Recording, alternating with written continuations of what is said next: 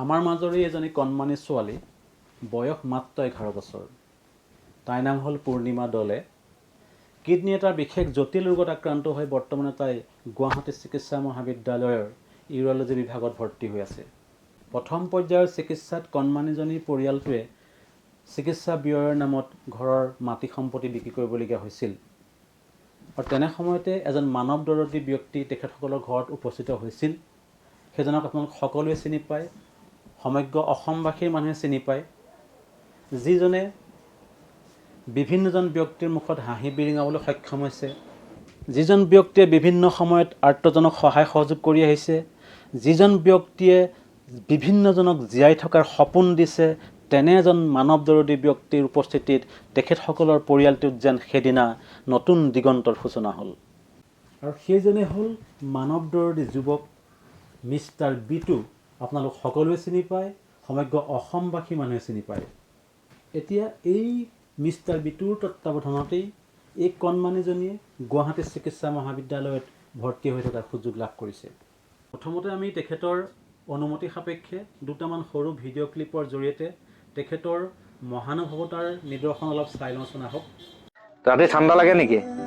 পূৰ্ণিমা ঠাণ্ডা লাগে। তাই এজনী অসুস্থ ছোৱালী এখন কাঠৰ বিচনাত শুই আছে। অহা 15 তাৰিখে গুৱাহাটীলৈ নিবলৈ সাজু হৈছো আমি। এই 11 বছৰীয়া কণমানি ছোৱালীজনীক এটা জীৱন দিবলৈ চেষ্টা কৰিছো। আমাৰ সেই 11 বছৰীয়া কণমানিজনী পূৰ্ণিমা দলে শুই আছে। গা ভাল পাইছা নাই? পালা? এইকেইদিন বোলে তোমাৰ জ্বৰ আৰু বমি হৈ আছিলে, হয়নে নহয়? দুৰ্বল হৈ গৈছে চাগে। এয়া তোমাৰ কাৰণে তোমাৰ দৰৱবোৰ লৈ আনিছো দেই। এয়া দৰৱ আৰু এয়া তোমাৰ কাৰণে চোৱা, এইবিলাক খোৱা জুচ আছে, তাৰপিছত এই ব্ৰেড লৈ আনিছো, আপেল লৈ আনিছো, এইবিলাক তুমি খাবা দেই ধুনীয়াকে, তেতিয়াহে শক্তি পাবা। খাবা নাই? খাব লাগিব দেই। এয়া আমি যাব ওলাইছো গুৱাহাটীলৈ, এই 11 বছৰীয়া ছোৱালীজনী লৈ। তাই এখোজ দুখোজকৈ আহি আছে, কাৰণ ৰাস্তা নাই ইয়াৰ পৰা গাড়ী তাত ৰাখি থোৱা আছে, তালৈ আমি যাব লাগিব। এনেকে তাই ইউৰিন বেগো বন্ধা আছে দেখিছে। এতিয়া আমাৰ লগত যাব ওলাইছে মাক দেউতাক আৰু তাই যাব। এইপিনে এক মাজত বহাই দে। আনিব মই আছো নহয়। মিছাবিটো আহি গ'ল ন। তহঁতক মানুহে কৈ থাকে ন, ইউটিউবাৰ মাতিবি, ইউটিউবাৰ মাতি, তেনেকে কান্দিলে তেনেকে কয় ন, ইউটিউবাৰ মাত তেনেকে কয় ন, তেনেকে ঠাট্টা কৰিছিলে হয় নহয়? কিন্তু মই আজিৰ পৰা আছো, আমাক নিবলৈ ৰখি আছে। পূৰ্ণিমা ঠিকে আছে নাই?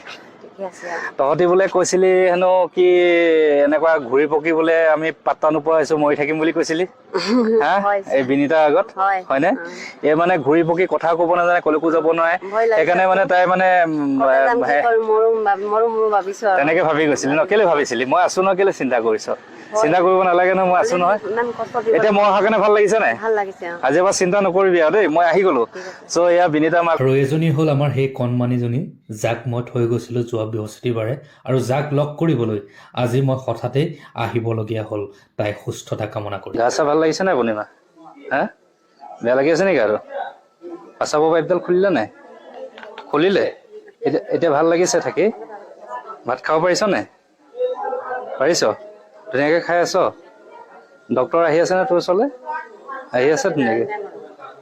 কণমানিজনীৰ মাকৰ সৈতে যিটো কথোপকথন আপোনালোকে দেখা পাইছে, তাৰ পৰা আপোনালোকে নিশ্চয় বুজি পাইছে বা পৰিয়ালটোক কি বুলি কোৱা হৈছে। পৰিয়ালটোৱে যেতিয়া আনৰ ওচৰত সহায় বিচাৰিবলৈ গৈছে, মেডিকেলত থাকোঁতে তেখেতসকলক কোৱা হৈছে যে ইউটিউবাৰক মাত।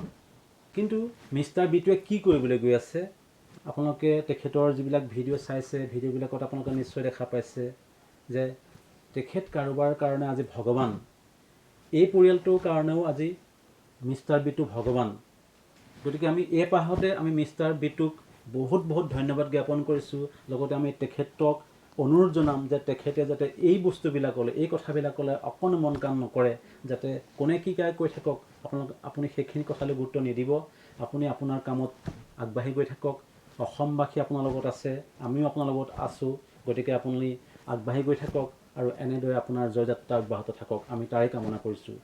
বাৰীৰ পুখুৰী সিঁচোতেও কেতিয়াবা শিঙি মাছে বিন্ধে। গতিকে মিষ্টাৰ বিটু আপুনি থমকি নৰব, আপুনি আপোনাৰ কামত আগবাঢ়ি গৈ থাকক। গোটেই অসমবাসী আপোনাৰ লগত আছে, ভগৱান আপোনাৰ লগত আছে। এই ভিডিঅ'টোৰ যোগেদি আপোনালোক সকলোকে অনুৰোধ জনাব বিচাৰিম যে এই কণমানিজনীক আপোনালোকে অলপ আৰ্থিকভাৱে সহায় কৰক, যাতে তাই সম্পূৰ্ণ সুস্থ হৈ পুনৰ আগৰজনী হৈ ঘৰলৈ ঘূৰি আহিব পাৰে।